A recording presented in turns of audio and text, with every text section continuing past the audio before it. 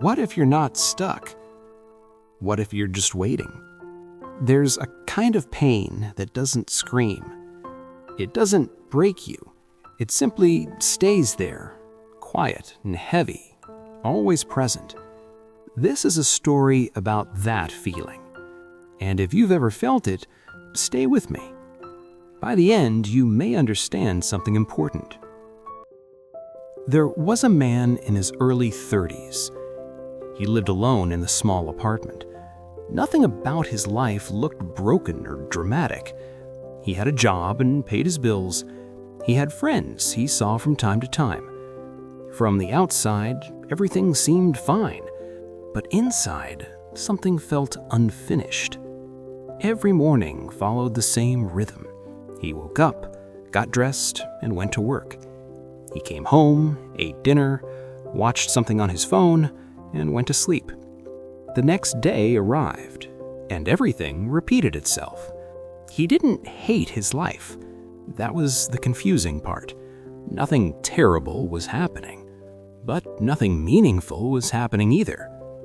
He told himself he was figuring things out, that he was being careful, that waiting was the smart choice. He believed that one day soon everything would make sense. Months passed, then a year, then more time than he was willing to admit, and still nothing changed. One evening he met an old friend for coffee, someone he hadn't seen in a long time.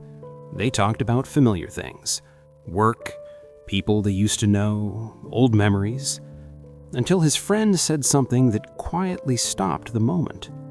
"I'm moving to another city next month." There was no hesitation, no fear in his voice. The man looked at him and asked if he was sure. It was a big decision, after all. His friend smiled and said, "Honestly, no, I'm not sure, but I realized I'll never feel completely ready.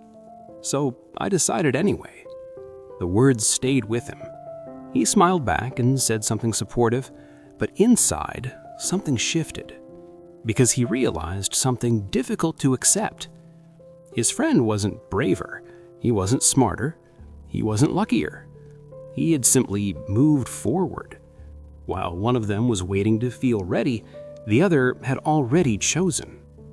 That night, walking home, the streets felt heavier. The buildings were the same, the lights were the same, but the weight in his chest felt new. He stopped and asked himself a question he had been avoiding for years. What am I waiting for? A sign? A perfect moment? A day when fear disappears? The answer arrived slowly and quietly. That day might never come. He wasn't waiting for opportunity. Opportunities had come many times. He just hadn't answered. He wasn't waiting for permission. No one was holding him back. He was waiting to feel ready. And that feeling doesn't simply arrive on its own. The next morning looked no different. The same bed, the same room, the same life. But something inside him had changed. He didn't tell himself soon. He didn't make a dramatic decision. He didn't quit his job or disappear overnight. But he stopped pretending. He stopped pretending he was planning. He stopped pretending he was protecting himself. He finally understood that waiting wasn't neutral. It was a choice being made for him. And the life he was waiting for wasn't coming, because it was something he had to build. Weeks passed and he started small. He reached out to someone he had been thinking about for months. He signed up for something he had always postponed. He said yes to an invitation he would normally ignore. Nothing traumatic happened. There was no sudden transformation, just movement. And slowly, something shifted. Not everything changed overnight, but he felt lighter because he was no longer waiting. Many people live this way, waiting for clarity, waiting for courage, waiting for the right time. But the truth is simpler than we expect. The right time is the moment you decide to move.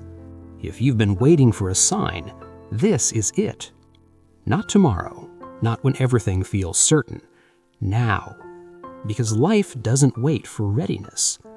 It keeps moving forward, and you can either move with it or remain still, wondering when it will finally feel right. The choice has always been yours. If this story made you feel something, you're not alone. Thank you for staying until the end.